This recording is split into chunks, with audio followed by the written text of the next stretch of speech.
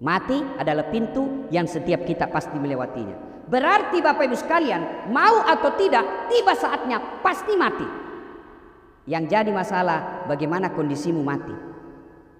Itu tonsing kelebihannya kalau orang sakit dulu seperti almarhum.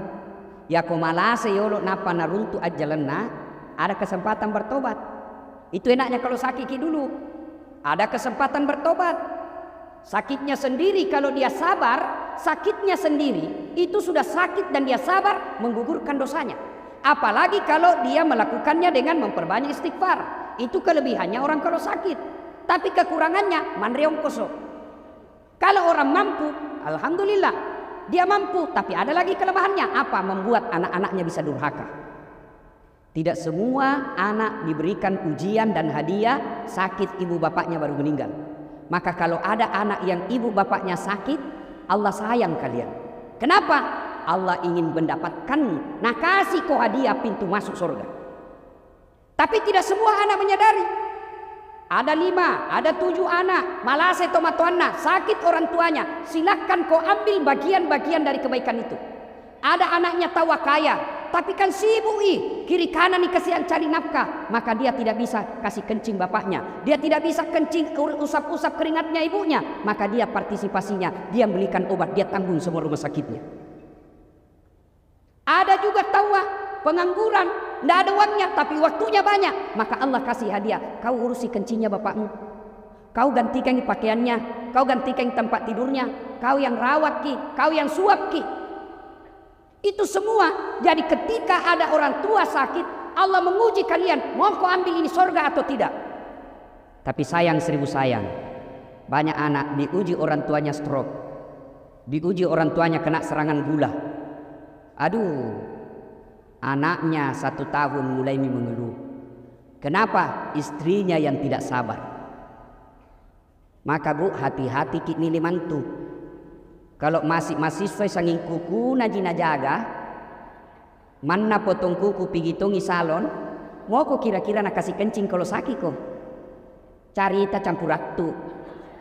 Tenamo, mana matana nasaretongi soft lens, bulu matana tak lapis-lapis.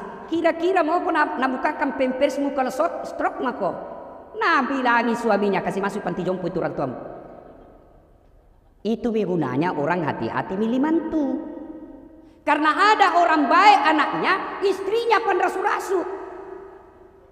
Banyak yang begitu.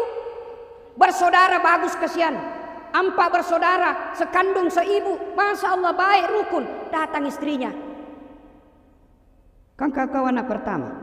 Selama hidupmu bapakmu banyak kau kasih. Selama hidupmu bapakmu semua kau yang ngurus. Sekarang meninggal nih. Apa kau bisa ambil di situ? Mulai itu. Maka ibu hati-hati Ki. Untuk apa dia cerdas, untuk apa dia cantik, kalau nasesak Ki nanti kalau pensiun maki.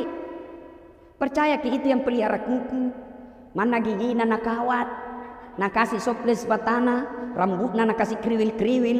Oh, tena harapan, mandre ongkoso. Betul Kak, dia maki pelajari maki anak mantunya orang yang magaya. Justru yang miskin itu kodong, yang alumni pesantren, yang orang dari kampung itu yang ngurus nanti mertuanya ketika sakit Maka paling celaka kalau mantu tak sudah jelek, miskin. Mana belem-belem. Nih. Nah, ada juga orang tidak sempat sakit. Ada tiba-tiba naik mobil, bak, mati kita. Ada tuh kelebihannya. Apa kelebihannya? Tidak makan ongkos. Iya toh? Apalagi kelebihannya? Anaknya tidak sempat punya dosa sama orang tuanya. Tapi apa kekurangannya? Tidak sempat tobat. Nah ini yang lebih parah. Kalau tidak sempat kita tobat. Apa Mi kalau selama ini hidup Ki 40 tahun? Malam tidak jelas kemana. Duhur tidak pernah hadir di masjid. Ramadan tidak pernah puasa. Puasa ji tapi pertengahan, akhir dan awal ji. Lebaran paling duluan dapat karena di masjid karena baju baru. Nah tiba-tiba mati mendadak, serangan jantung, ditabrak mobil, tenggelam, naik sepeda. Tentu saya ingat. Kate pas sepeda. Saya juga pas sepeda ya. Tapi jangan saiki itu bajuta yang sempi-sempi, itu melanggar syariah. Nah kita tidak tahu, banyak kan kita dengar itu orang lagi sepeda na mati. Bayangkan kalau kelihatan ini paha apa? Hah? Tipis na celana baru. Oh mana? Mati kok begitu menghadap. Na belender ko malaikat. Yang tadinya malaikat masih sana lihat ko pakai begitu. Hai kamu sekalian ini. Maka ibu bapak, saudara-saudara sekalian, masing-masing ada kelebihannya. Nah, yang pasti yang kedua. Ya, yang kedua. Hidup ini maka dia pun Allah Ta'ala. Wa mal hayatud dunya illa mataul hurur. Das'ad Firdaus Haji Amir, ini dunia ji sementara ji saja. Acule-cule yami maringan rakombo, ada tambangmu. Sebentar ji cika. Maka dunia ini hanya titipan. Apa titipan dunia itu? Macam-macam. Satu, titipan dunia ada disebut harta. Harta ini titipan. Ada pula titipan berupa ilmu, Ustadz. Ada pula titipan berupa anak. Ada pula titipan berupa umur. Titipan semua itu. Maka ketika Allah kasih kau titipan, satu, jangan kau sombong.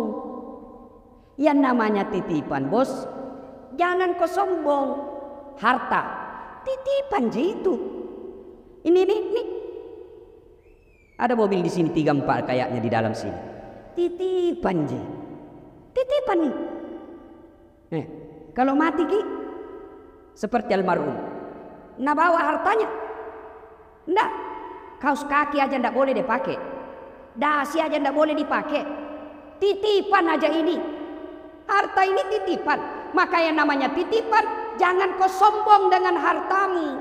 Maka ambil ilmunya, tukang parkir. Ini banyak semua tukang di sini, Pak Warkop.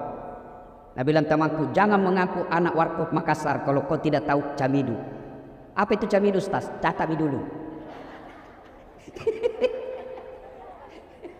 Ketua Pak Amir. Ayo, coba lihat itu tukang parkir di Warkop. Masya Allah baik na hatina. Nggak ada sombongnya. Banyaknya mobil na jaga. Nggak pernah patente sombong. Kenapa? Begitu ambil orang mobilnya, maka kali jadi kasih 2006 nih. Kenapa? Karena dia yakin bukan mobilku. Maka sebaiknya itu harta tak seperti tukang parkir. Titipan jini, jangan kau sombong. Kalau Allah marah dengan kekayaan yang kau sombongkan, Allah ambil hartamu. Sekejap ji. Maka dami pun Allah Ta'ala kun fayakun. Jadi habis. Apa contohnya? Tsunami. Lihat itu kalau tsunami hancur. Gempa, kebakaran. Maka harta jangan membuat kita sombong. Ibu-ibu, tahu ki Firaun? Tahu ki? Itu Firaun, Bu. Allah melaknat dia karena dia sombong. Gagah, raja, istananya banyak, dilapisi dengan dinding-dinding emas. Tapi karena sombong, Allah laknat dia. Dan Allah tidak akan memasukkan dia dalam surga. Kalau kita ini Islam pernah dua kalimat syahadat, yakin sampai mati, pasti masuk surga. Jangan makin khawatir, Bu. Ini semua kita pasti masuk surga. Yang penting sudah syahadat, yakin 2 kalimat syahadat itu pasti masuk surga.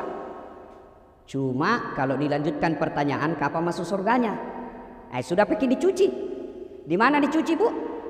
Neraka kedua ji tempat, enggak ada tengah-tengah. Jangan kau pikir ada bencong, enggak. Tuh, neraka, surga. Kalau dia tidak masuk surga, di neraka. Kalau dia Islam, masuk ke surga. Tapi mampir dulu di neraka. Bagaimana keadaan di neraka dicucinya? Tergantung dosamu. Sama bajuku saya. Kalau bajuku yang kupakai ceramah, rendam saja deterjen, bilas sedikit, bersih. Tapi itu bajuku yang kupakai dulu waktu SMA SMP kalau pika sawah, kotor, mamaku nak cuci istilahnya, nak cuci kalantang. Tahu ki kalantang, Ibu? Tahu bapak-bapak kalantang? Direndam dulu 1 malam air panas, besok baru disikat, dibanting-banting, diinjak-injak, Toh, dibanting lagi, disikat, baru dijemur 1 hari, malamnya diembunkan, besok baru dibersihkan lagi, baru bersih. Begitu Mi. Kalau banyak dosa tak, kalau sedikit tampilin jaki saja, tak tak tak, masuk kok. Sudah Mi. Tapi kalau banyak dosa au patopan di kalantang. Di kalantang orang Pak, tergantung dosa. Tapi Fir'aun itu Allah jelaskan Quran haram dia masuk surga. Kenapa? Karena dia sombong. Lalu dilaknat Allah, tidak ada orang suka. Itu Fir'aun tidak ada yang suka. Mana buktinya? Sampai sekarang ini tidak ada orang Maros mau kasih nama anaknya Fir'aun. Itawa terkenal sekali. Ini kinja toa di Quran. Raja, tapi tidak ada orang mau kasih nama Fir'aun anaknya. Kenapa? Karena Fir'aun dilaknat Allah karena kesombongannya. Maka kaya jangan membuat sombong. Yang kedua, apalagi harta. Yang kedua, ilmu. Jangan sombong. Adakah ilmuwan sombong? Ada. Mana gerangan? Ada, itu biasa. Tidak usah bahas ilmu kedokteran, ilmu agamamu. Adakah ustadz sombong? Ada. Yang mana ciri-ciri ustadz sombong? Yang tidak mau menerima perbedaan pendapat. Pendapatnya saja nanggap benar. Kalau berbeda langsung bilang bid'ah, masuk neraka. Kada tong itu begitu Pak? Ada. Apa yang mau kita sombongkan dengan ilmu ini? Padahal Allah sudah jelaskan, wa ma utitu minal ilm illa qalila. Dek waleko Pak disengek kecuali cek dek ni. Itu kata Allah. Apa yang kita mau sombongkan dengan ilmu? Ini dasar latih. Yang merasa hebat bukan karena saya cerdas, bukan karena saya jago, tapi karena ada penontonku. Saya bisa viral sampai penonton saya di YouTube sudah 148 juta, bukan karena saya hebat, tapi karena ada yang nonton. Coba kalau saya ceramah di sini 2 jam berapi-api, membara, tidak ada yang nonton. Lewat patopan, lama misaki itu Ustaz. Iya toh? Iya, jadi kalau jadi penceramah ilmuwan jangan kau sombong.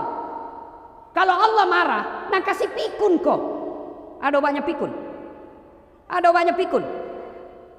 Ada cerita, walau benar atau tidak ini cerita ji. Ada profesor dekat-dekat di pensiun, mau pergi mengajar. Setiap dia mau pergi mengajar, selalu nak cium istrinya. Ini 2 minggu tak dicium istrinya. Dia protes istrinya, bilang Pak, biasanya kalau mau pergi mengajar kau cium Kak. Ini mau 2 minggu tak pernah mau cium-cium. Dalam hatinya astagfirullah, berarti siapa kau cium selama ini? Ternyata pembantu cium. Jantung modus. Mata-mata sudah dengar begini, besok didapat sama anaknya. Kukira mamaku nak.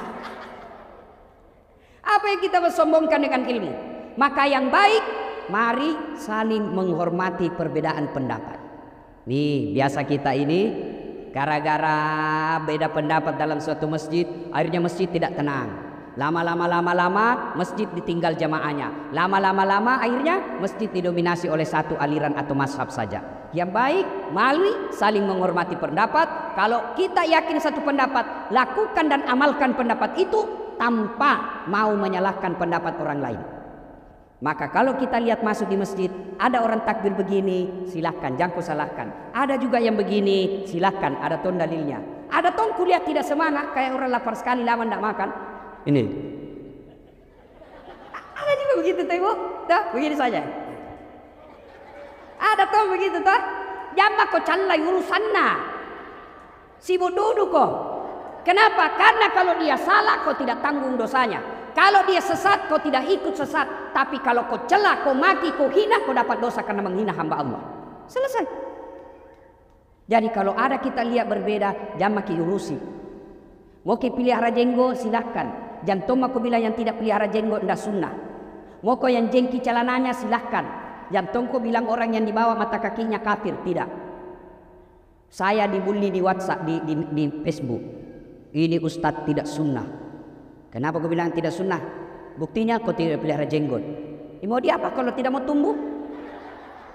Gara-gara jenggot udah cala-cala kan. Sibuna. Sudah ya. Jadi jangan sombong gara-gara ilmu. Yang ketiga, apa itu titipan? Sudah harta, ilmu, apalagi jabatan.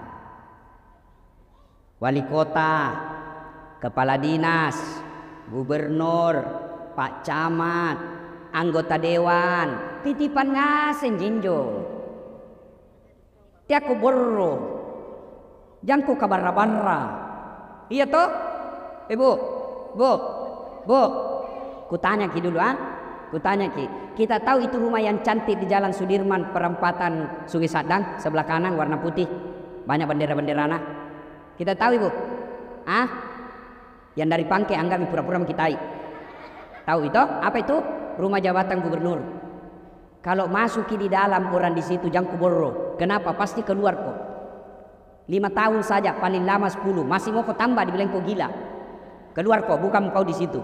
Berapa mi orang tinggal di sana? Berapa mi? Banyak mi toh? Pasti keluar. Apa yang kau sombongkan dengan jabatanmu? Apa? Apa lagi? Ini Hertasning. Ada di situ rumah dinas ketua DPR Kota Makassar. Berapa mi tinggal di situ? Jangko borro. Pasti kau keluar. Makanya saya biasa ketawa-ketawa saya dalam hati kalau ada anggota DPR borodudu acece. Tiap mau kau bos, kau 5 tahun jijatanu. Terpilih kau lagi 10 tahun, tidak terpilih wabillahi taufiq wal hidayah. Kutanya ki dulu Ibu, kutanya ki. Mana lebih tinggi pangkatnya gubernur dan wakil gubernur? Mana Ibu? Gubernur. Bapak-bapak, mana lebih tinggi pangkatnya Kapolda dan wakil Kapolda, wakil Polda? Mana lebih tinggi pangkatnya wali kota dengan wakil wali kota? Tidak mungkin wakil lebih tinggi daripada wali kotanya. Tidak mungkin wakil gubernur lebih tinggi daripada gubernurnya. Tidak mungkin wakapolda lebih tinggi jabatan pangkatnya daripada kapolda. Iya toh? Tapi herannya, kenapa itu wakil rakyat? Nah kau wakil ya kau bos. Naket patah kekuasaan rakyat, kau wakil ya kau. Kenapa kau jadi wakil rakyat? Lu merasa sombong, nah kau wakil. Allah marah. Kalau sombong, nah ambil kau punya kekuasaan. Maka cara mengambilnya ada yang hina seperti kita lihat sekarang di TV. Toh? Yang keempat, titipan karena waktu terbatas. Yang keempat titipan Allah, apa itu? Anak. Ada orang kasihan 15 tahun nih menikah, kesana kemari nih habis uangnya, Allah ndak kasih, ndak ada anaknya. Maka semua ini pertama kalau dia titipan tiaku kabarra-barra, jangko sombong, jangko takabur, jangko borro. Yang kedua karena dia titipan, maka jaga itu titipan Allah. Bagaimana cara menjaganya? Kalau dia harta, menjaganya bukan dengan deposito ke bank, bukan dengan membeli emas, tapi kalau kau mau jaga itu hartamu, mas sudahkah kau? Jangan kau beli, bersedekah. Itulah cara paling aman menjaga hartamu. Nih, coba rumah begini, mewah, ada mobil. Kalau meninggal ki bu, siapa tempati? Kalau meninggal ki, istri kedua. Pasti nih bu, kawin lagi. Jangan aku lagi pikir cemburu kalau dikubur. Nggak ada urusan cemburu orang dikubur. Iya toh? Nih, ibu-ibu nih, yang banyak semua masna, kuning-kuningan. Kalau mati ibu siapa pakai? Siapa pakai? Istri kedua. Bago, wabillahi taufiq wal hidayah. Itu mama necek nak dengar ceramahku ini tuh nak lihat togi di YouTube. Nak lihat istriku ibu. Dia bilang Ustaz, jadi kalau mati nanti mau tunggu kawin, ku bilang sini kau dulu sayang. Duduk kau di sini baik-baik ya. Ngapa kau panggil saya nah istriku? Ku peluk-peluk baru ku bilang sayangku, dengar ki baik-baik ya. Jangan kamu mati maki, masih hidup ki saja. Nah saya selalu berpikir kawin lagi.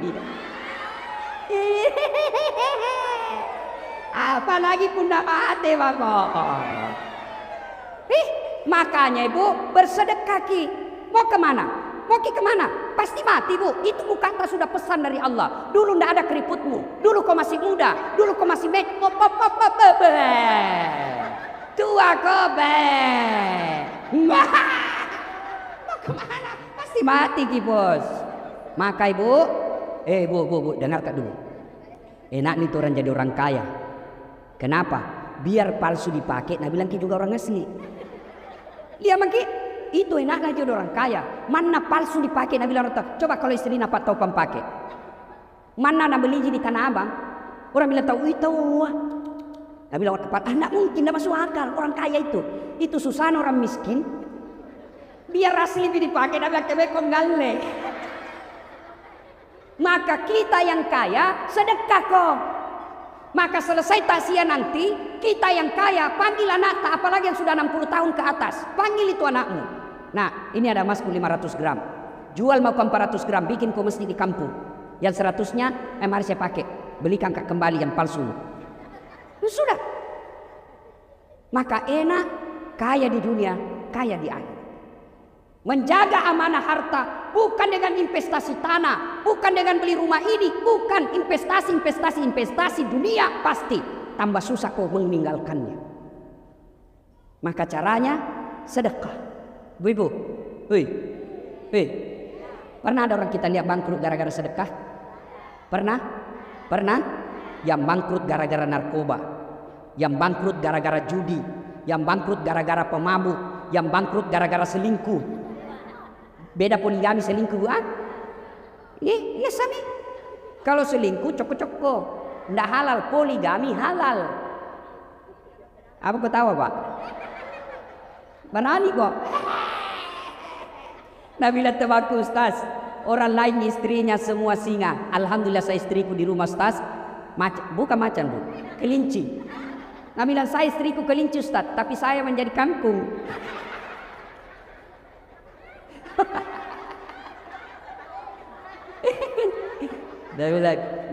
Nabila yang satu temanku nak Ustaz selama dengar ceramahmu, alhamdulillah istriku jadi malaikat.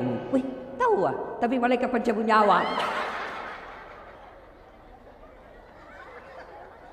Adakah cerita sama saya, Ustaz poligami itu kan sunnah. Betul, poligami itu sunnah, jadi jangan celah. Kalau ibu bapak tidak setuju boleh, tapi jangan celah orang yang berpoligami. Tapi dengan catatan poligami bagi orang yang mampu. Ibarat pesawat itu pesawat Pak, ada kan namanya pintu darurat.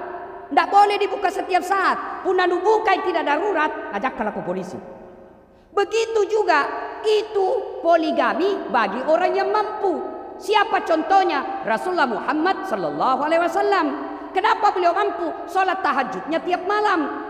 Kenapa beliau mampu? Senin Kamis tidak pernah lepas. Tiap pagi dia duha, bersedekah setiap saat di rumahnya, tidak pernah kasar ngomong. Maka Allah kasih kemampuan.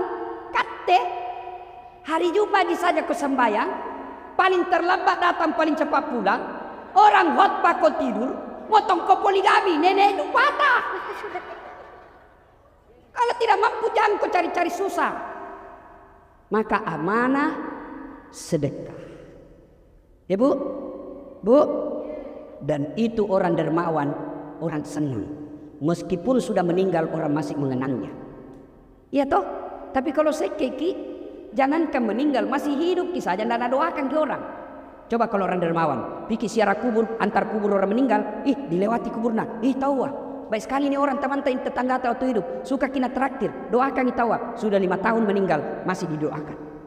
Tapi kalau orang seke, jangankan mati Pak, masih hidup saja, lewat di kompleks mobilnya, tabrakan lalu.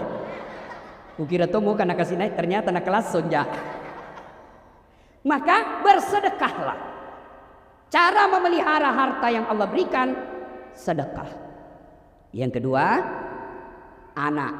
Bagaimana cara memeliharanya? Jadikan anakmu soleh dan soleh. Apa Allah melarang anak kita jadi kontraktor? Tidak. Apa Allah melarang anak kita jadi dokter? Bagus. Apa Allah melarang anak kita jadi anggota DPR? Tidak. Tapi Allah minta jadikan anakmu pejabat yang memperhatikan agama. Bu, Bu, kira-kira kalau masuk lagi di kubur sama doakan ki. Suami, nalemi orang lain. Siapa doakan ki kira-kira? Ini kenyataan Bu. Ada temanku dulu haji, meninggal istrinya. Waktu meninggal istrinya dia bengkak matanya Pak. Baru sangku lihat laki-laki bengkak matanya. Biasanya kan sedikit dia baru nak terima tamunya orang. Itu pun stres tapi merokok ji. Ini tawa bengkak matanya menangis. Dia bilang, Ustaz, saya bisa sampai seperti ini karena hebatnya ini istriku. Rasanya tidak bisa melanjutkan hidup. Separuh jiwaku ikut bersama istriku. Dalam hatiku pengaruh lagu. Sekali nih ibu, belum setengah tahun. Biar jogging di Karebosi. Tuh jogging nggak? Biar hari ketemu. Ada di sampingnya cewek muda putih panjang rambutnya. Nggak pakai jilbab. Ku senggol itu tamang majiku. Nih gaya roh. Siapa namanya? Yang baru Ustaz. Siapa doakan kibu? Siapa? Maka kalau mau ki lihat sekarang masa depan tak dikubur dia tak nak sekarang. Kalau malam Jumat mengaji baca Yasin di kamarnya, alhamdulillah. Subuh dia pergi ke masjid jamaah, tanda makibu. Jamaah kita masuk al kubur tak ada doakan ki. Tapi kita tengok kamarnya main game. Tengok lagi main game lagi. Datang bapaknya nalapisi HP-nya dengan buku. Dikirim membaca padahal HP-nya di dalam. Hati-hati. Serius kah ini Pak? Serius kah? Saya kalau meninggal, saya tidak harap didoakan sama istriku. Bisa jadi jodohnya terbuka lagi setelah saya meninggal. Apa Mi? Jangankan bapak meninggal, nah kena aku saja stroke. Tidak bisa bicara, tidak bisa goyang. Nah bawa mi istrimu mantan pacarna waktu nak kuliah. Begini bapak.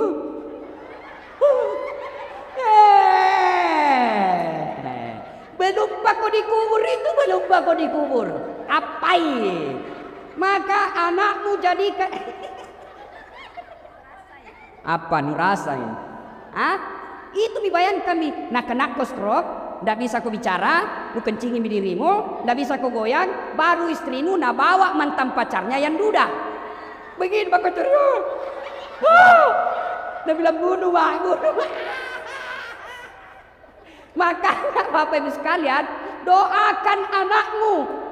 Bagaimana cara jadi anak yang soleh dan soleha? Baca ki Quran kodong. Baca ki Quran.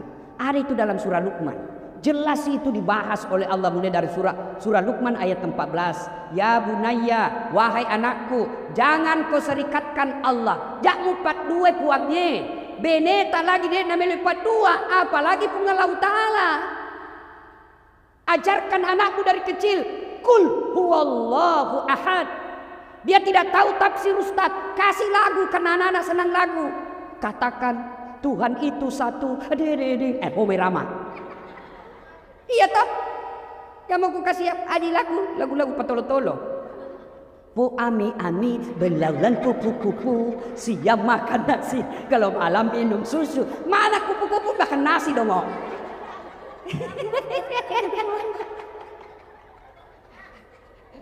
Ada ku gaspol memang bagus semua ini. Yang ngasih dia cari tanah. Bangga anak tahu kalau nak bilang anak tahu luar negeri sekolah, pintar bahasa Inggris. Apa beda kalau pintar bahasa Inggris? Apa nu apa? Memang nak kalau berdoa bahasa Inggris sih. Oh my God, please help me my mother. Cari campurat tuh. Iya toh. Salah anak tak pintar bahasa Inggris, bagus. Salah anak tak luar negeri, bagus. Tapi kasihan ki kalau dia tidak tahu agama. Ada orang kasihan anaknya keluar negeri sekolah, pulang lagi diongkosi, habis uangnya puluhan miliar untuk anaknya, tapi tidak pernah bangun masjid. Kamase. Bu, saya baru pulang umroh. Kan kalau pikir umroh itu dibawa ke siara toh? Iya toh? Nah itu kalau orang dibawa siara, dibawa gitu di Madinah ada namanya siara masjid 7. Iya toh? Nah. Kenapa disebut masjid 7? Karena ada 7 orang di situ bikin masjid. Ada namanya masjidnya Umar, masjidnya Abu Bakar, masjid Aisyah, masjid Utsman. Ada semua di situ. Kalau orang Romawi Yunani membangun dan membentuk, menjadikan momen bahwa saya pernah hadir di dunia dengan apa? Dia bikin patung. Itu Romawi Yunani. Maka kita kenal ada patungnya, patung-patung orang tokoh-tokoh sana. Ya toh, kalau orang Islam bukan patung, apa? Masjid. Mana cat dibikin kau masjid? Masa kau berani anakmu sekolahkan miliar-miliar kau tidak bisa bikin masjid? Supaya nanti ketika bapak masuk di kubur, ada kau doakan ki. Tidak ada itu teman tak bu. Wih pak, kalau meninggal ki, teman tak mau doakan ki. Lihat dulu di WhatsApp grup, ada semua itu grup WhatsApp toh. Coba kalau ada orang meninggal. Mengetik doa saja malas. Stiker gitu nak kirim. Inna lillahi wa inna ilaihi al-Fatihah. Stiker, ndak nak baca itu al-Fatihah. Begitulah nasib tak kalau dikubur maki. Pak, kilangnya rekine baji-baji bu. Bu, saya merantau di Kalimantan. Cari kerja. Tidak enak di Kalimantan. Masih ada pilihanku bu? Masih ada? Ada. Apa? Pulang lagi Pipinrang. Pulang kampung. Ndak mungkin lihat ke sekampungku mati kelaparan. Iya toh? Orang Jawa datang merantau ke Sulawesi. Ternyata di Sulawesi tidak enak. Ada pilihan? Ada. Apa? Pulang kampung. Mangan orang mangan yang penting ngumpul. Iya toh? Apa lagi? Ada pegawai kantor gubernur. Salah dukung waktu pilgub. Ni betai. Tadinya kepala dinas, akhirnya menjadi staf ahli. Ahli yang tidak ada stafnya. Ada pilihan? Ada. Apa? Pensiun dini, selesai urusan. Tapi masuk kok dikubur. Ada pilihan? Ada pilihan? Masuk kubur, tidak enak deh, kembali lagi deh. Wow, saya saja masuk kubur, tidak enak, keluar kak, lari semua orang. Ustaz Dasat, Ustaz Kondan jadi pocong. Iya toh? Maka begitu masuk kubur, yang bisa menolong bapak ibu, anak yang soleh dan soleha. Bagaimana carakan anak tak jadi soleh dan soleha? Itu sudah jelas dalam agama. Satu kata Nabi, kasih nama anakmu nama-nama baik. Nama-nama ada doa. Bukan nama-nama pemain bola. Nah kasih nama anak Lionel Messi. Kenapa Lionel Messi? Nah bilang supaya jago main bola. Apa mau jago main bola? Sekarang saja di sini tidak ada stadion. Main bola tidak ada stadion. Satu, kasih nama yang baik. Dua, jangan ku kasih makan uang haram anak. Bodoh kita rakyat Indonesia kalau tidak mengambil pelajaran dari yang viral sekarang. Kalau darah dagingnya anak istrimu suka makan uang haram, pasti tidak beres pikirannya. Kalau anakmu selalu kau kasih makan uang haram, pasti tidak beres akal pikirannya. Itu Nabi sudah jelaskan. Mata bawan ojek ko Nabi podakku. Tapi kalau anak dipelihara dari yang haram-haram, tidak pernah disentuhkan makan haram. Bapaknya kontrak-kontrak, bapaknya tukang servis, bapaknya tambal ban, tapi anaknya nanti yang angkat derajatnya. Pasti begitu. Lihat saja. Lihat tuh guru-guru ngaji. Yang anaknya dulu di kampung dihina guru-guru ngaji karena dia pelihara anaknya baik-baik. Masya Allah, anaknya yang angkat harkat dan martabatnya. Maka bapak ibu, bapak yang sudah terlanjur menghalalkan segala cari nafkah, jangan putus asa, segera bertobat, kasih kembali itu barangnya orang yang kuambil. Maka istri yang baik, kalau datang suami tak bawa, maka pertanyaan pertama, Pak, halal ini? Biasanya 5 juta ji Pak, kenapa ini 5 juta 500? Dari mana 500-nya? Halal ji. Kalau nak bilang halal, bawa. Kalau nak bilang tidak jelas, kita mau makan nih. Jangan kasih makan anakku, saya tidak mau. Bisa ibu? Bisa? Kalau 500.000 bisa. 50 juta? Gue bukan sini gede.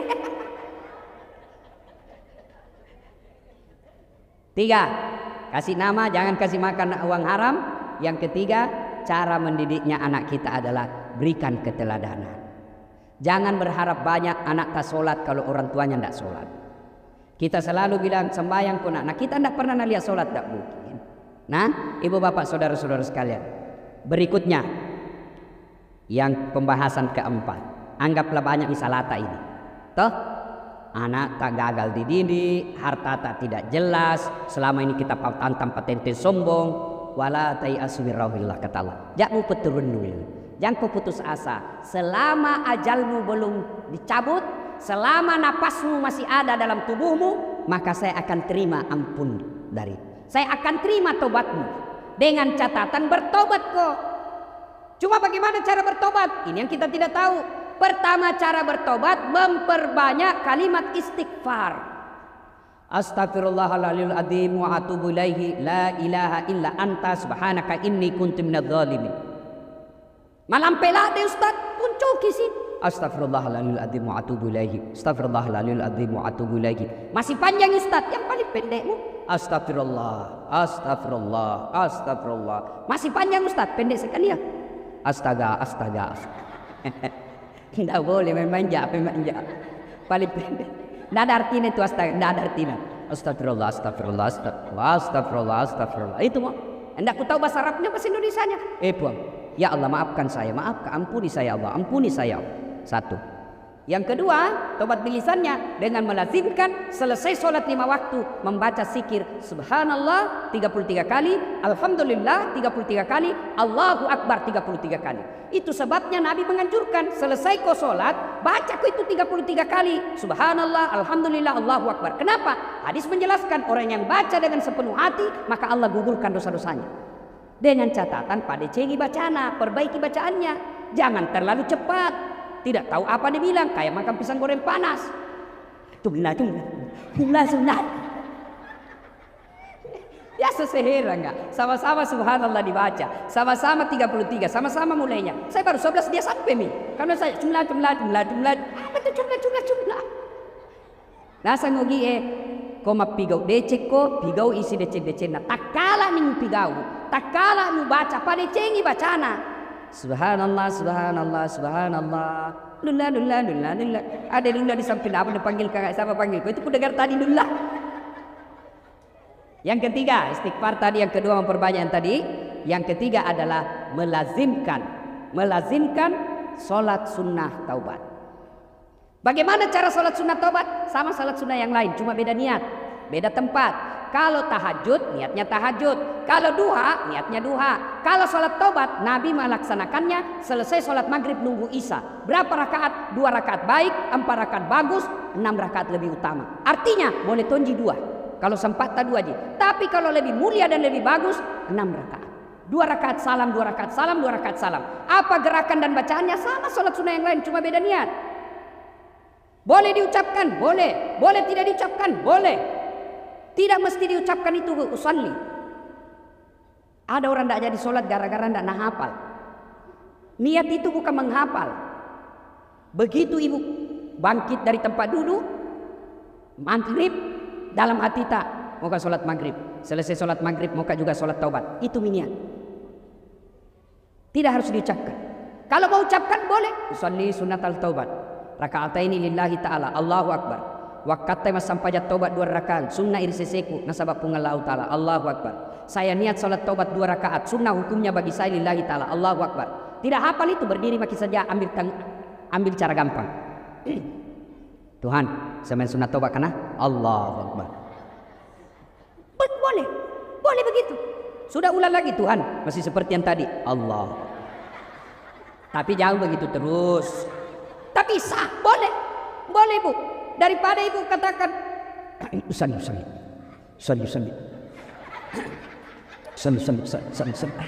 Amal sambil ini ya. Iya toh? Kita bukan ke orang Arab.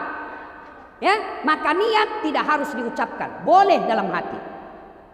Makanya coba lihat kalau pergi tanah suci, lihat orang Arab bu. Kalau masuk masjid, jalan itu begini toh, jalan ya. Allahu Akbar. Langsung gitu berdiri tegak, Allahu Akbar. Kalau kita kan selalu dulu. Loadingnya. Di bacaannya sama. Ibu mau baca doa iftitah bagus, tidak baca tetap boleh. Baca Al-Fatihah, baca surat pendek, ruku, i'tidal, sujud, duduk di antara 2 sujud lagi, naik lagi dan seterusnya. Assalamualaikum warahmatullahi wabarakatuh. Di mana tobatnya? Sujud terakhir.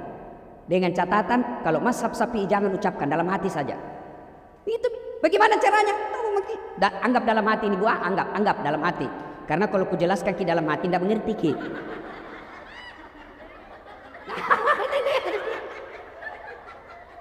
Jadi bagaimana caranya? Anggap ini dalam hati, anggap. Ya Allah, saya hilap tadi di kantor. Ku pegang tangannya sekretarisku. Nah pegang nggak juga Tuhan. Akhirnya aku pegang lagi. Ya Allah ampuni saya. Lalu yang paling penting, ini yang paling penting. Rabbana la tusik qulubana ba'da is hadaitana wa hab lana min ladunka rahmah. Terjemahannya, ya Allah, jangan kau palingkan hati hamba, jangan kau sesatkan hati hamba, jangan kau gelapkan hati hamba setelah engkau berikan hidayah dan petunjuk, setelah engkau berikan terang hatiku. Puang, ajak kesik 4 pakai lupa sikap pemu. Tuh, selesai. Tidak harus diucapkan. Kalau mau ucapkan nanti setelah begini. Bagaimana kalau selesai sholat Ustaz? Menghadap kiblat, zikir dulu, salawat sebanyak-banyaknya, lalu istighfar, mengangkat kedua belah tangan, doakan dulu orang tua tak, baru didoakan. Boleh tidak ada bahasa, boleh dalam hati saja.